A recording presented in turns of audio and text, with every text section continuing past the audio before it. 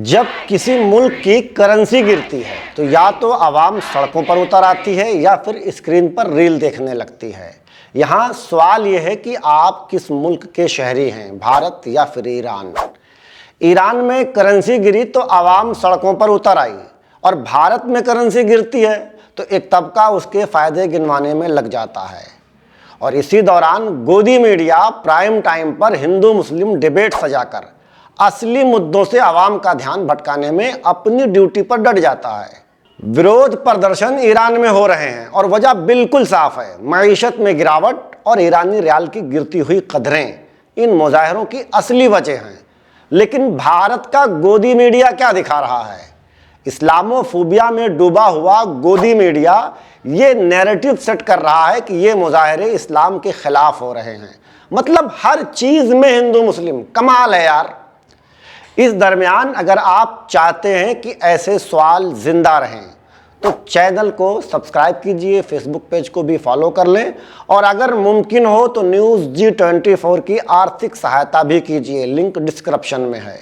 सवाल ये नहीं है कि ईरानी रियाल क्यों गिरा, बल्कि असल सवाल ये है कि रुपया मुसलसल गिरता जा रहा है और हमें कोई फ़र्क क्यों नहीं पड़ता।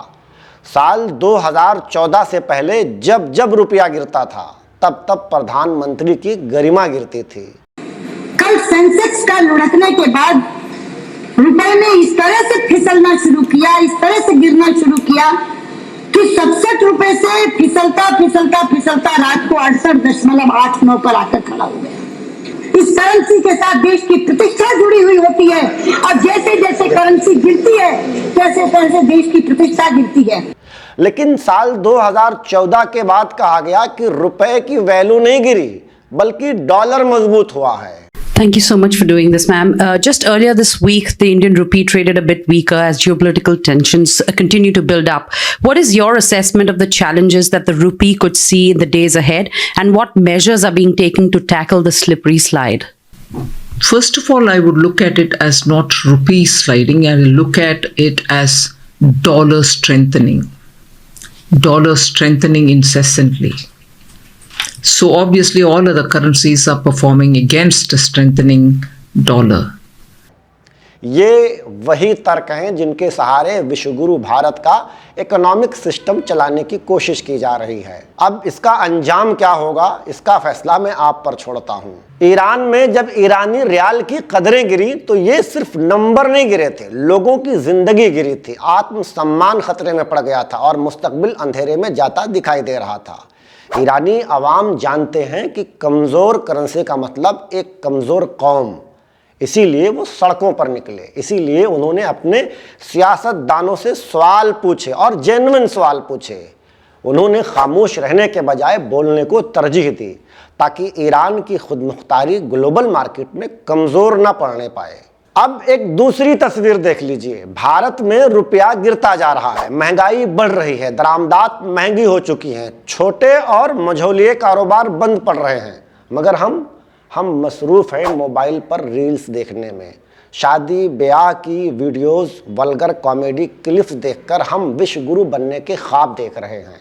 हम भारतीय हैं, हम जानते हैं सब कुछ चल रहा है, हमें क्या करना। नेता मंत्री संतरी जाने, हमें इससे क्या लेना देना।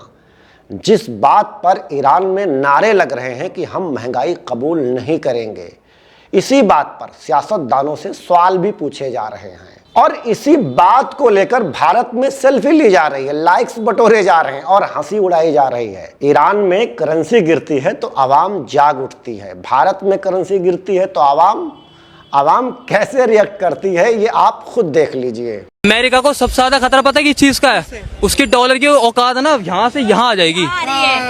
ब्रिक्स का नाम सुना है ना, करेंसी आ रही है भैया। अगर उनको ट्रेड करना है यहाँ से ले तक, उनको यहाँ से ले तक, दुबई चाहे यूएई हो, डॉलर छोड़ के यूएई इंडिया चाहे कोई भी कंट्रीज हो, जो एशिया की जितनी कंट्रीज है, चाइना वगैरह, ये सब ब्रिक्स में करेंगी। अगर वो डॉलर में नहीं करेंगे तो डॉलर की इकोनॉमी गिरेगी। तो ट्रम्प का तो मुंह भड़का, तो ट्रम्प का तो दिमाग खराब होएगा ही, इसलिए भड़का पड़ा, इसलिए इंटरेस्ट बढ़ा पड़ी है। अमेरिका की इस टाइम पे इसीलिए सटकी पड़ी है क्योंकि डॉलर की वैल्यू घटती जा रही है, बिल्कुल खत्म होती जा रही है। डॉलर औकात घटती जा रही है, वैल्यू भी नहीं बोलना चाहिए, सही बोला भाई ने, औकात घटती जा रही है अमेरिका की। यहाँ सवाल ये पैदा होता है कि क्या ये मसला सिर्फ रुपए का है या ये मसला उस समाज का है जो गिरती हुई माइशत पर भी सवाल पूछना भूल चुका है। ये बात सच है कि करेंसी हर मुल्क में गिरती और बढ़ती है, लेकिन फर्क सिर्फ इतना है कि कहीं की आवाम जाग जाती है और कहीं आवाम को जगाने वाले खुद गायब हो जाते हैं। आधार कार्ड आपकी नागरिकता साबित नहीं करता, लेकिन आधार कार्ड का पैन कार्ड से लिंक होना लाजमी है। लिंक ना करने वालों ने 1,000 रुपए जुर्माना भी दे दिया है। अब जरा सोचिए कि इस 1,000 की पेनल्टी ने किस वर्ग को सबसे ज्यादा मुतासिर किया है। ये भारतवर्ष का हर नागरिक जानता है, मगर बोलेगा नहीं, क्योंकि जब खामोशी को चुन लिया है तो इसकी कीमत तो चुकानी ही पड़ेगी। अगर आपने यहाँ तक वीडियो देख ही लिया है तो इसे शेयर ज़रूर कीजिए। शायद सवाल पूछना आपका मौलिक अधिकार है, ये बात आपको और आपके अलावा भी किसी तक पहुँच सके।